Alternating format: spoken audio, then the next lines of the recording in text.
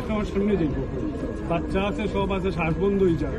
এটা তো আর কোনো অপশন নেই। ওই তারপরে জানানো দিব, তারপরে তারা 2-3 বার কইলা যে ঠিক হয়ে যাব, যে ট্রেনটা না ওখান থেকে এই অবস্থার মধ্যে ট্রেন ছাড়া যায় না, না ছাড়লে পরে কোন সময় ঠিক হইব, এটার থেকে কোনো কিছু সিউরিটিও দিত না। ওই তারপরে খাওয়া হইলে যে এটা ঠিক করিয়া দিন, ওই আর কি চলে। ট্রেন কয়টা যায় এখান থেকে? 10:40 কোনটা? শিলচরঙ্গিয়া। এখন কত সময় হয়েছে আপনারা তারা আপনার রেসপন্স? প্রায় 1.5-2 ঘন্টা। আজকের দিনে দেখুন দাদা, আজকে আমরা বরাক বলে মানুষের যা অবস্থা হয়েছে, যদি এরকম হয় সেমনি বকুন। আজকে আমরা সবকিছু আমরা ফেস করতে লাগে না। আজকে প্রায় 1.5-2 ঘন্টা হয়েছে। কালকে আমার সকালে অফিসে ডিউটি আছে, আমাকে জয়েনিং করতাম, মিটিং আছে, কেউ আছে, পেশেন্টও আছে। আমরা কেমনি কিনা ফেস করতাম কই না।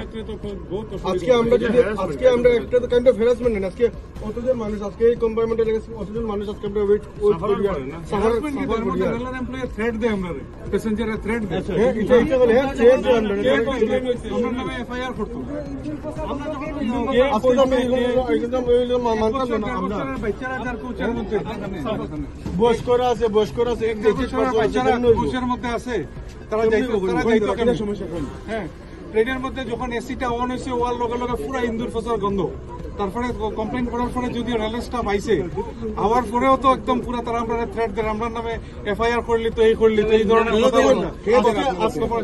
এই যে রেলের যারা কাজ করে,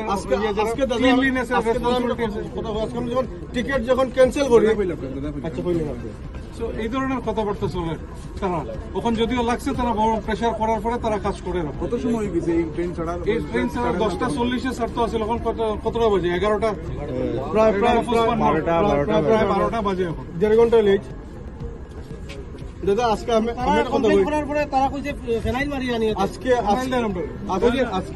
আজকে দেখুন, আজকে যখন আমরা যখন টিকিট যখন ক্যান্সেল করি, তারা তো আমরা ফুল টাকা রাখে।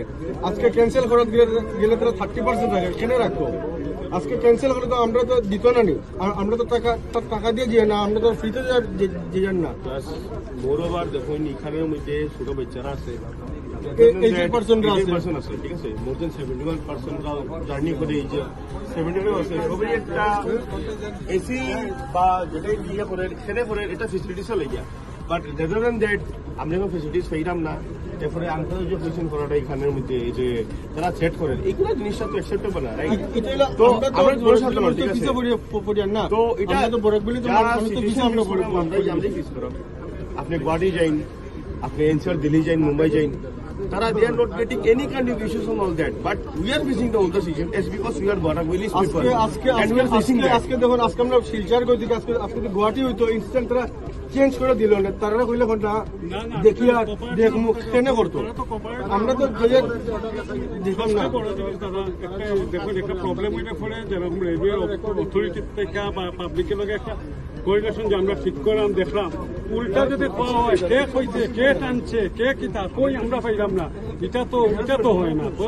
এটা তো সবের নামে যেমন এখানের মধ্যে এই বগির মধ্যে বিসিক কে কমপ্লেন করতো, নাম দিন, কে কিতা কেন নামটা লিস্ট লাগে, তো নামটা ওইখানে ফেলিবা, কি দরকার অন্য মাস এরকম তো হয়। হ্যারাসমেন্ট আজকে দাদারে আমি একটা কথা কই, এটা তো কোনো কথা হয় না, না?